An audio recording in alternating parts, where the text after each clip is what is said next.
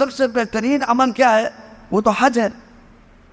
حج کے لیے جو جائیں تو اللہ توفیق دے دیں. جس کے میں نے پہلے بھی 2 خطبوں میں حج کی فضیلت اور اس کی اہمیت، اس کے فوائد بیان کیا تھا. یہ ایام ایسے ایام ہیں جو لوگ حج کرتے ہیں، حج کے لیے جاتے ہیں. وہ جس طرح 8 ذی الحجہ سے حج کا آغاز ہوتا ہے اور 13 ذی الحجہ کو حج کا عین ہوتا ہے، ختم ہو جاتا ہے. لیکن جو سفر کر کے جائے نا، وہ اس کے لیے تو 9 ذی الحجہ کو وہاں پہنچنا چاہیے.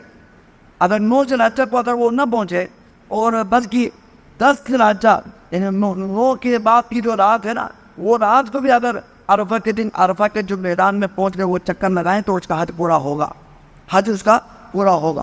اس لیے یہ جو 9 ذی الحجہ ہے اور 10 ذی الحجہ کی جو رات ہے، پہلی جو رات ہے، 10 سے پہلے والی جو رات ہے، وہ صبح تک اگر عرفہ پہنچے تو اس کا حج مکمل ہوگا. اگر وہ 10 ذی الحجہ کے فجر تک وہ نہیں پہنچتا، عرفہ نہیں پہنچتا، تو اس کا حج مکمل، حج اس کا جو نا وہ حج نہیں ہوگا، یعنی حج اس کا نہیں ہوگا. تو حج جو ہے نا ان ایام میں کرنے والے سب سے افضل ترین عمل کیا ہے؟ حج ہے. الحمدللہ اس کے ذریعے فضیلت اہمیت کے بارے میں پہلے بیان ہو چکا ہے.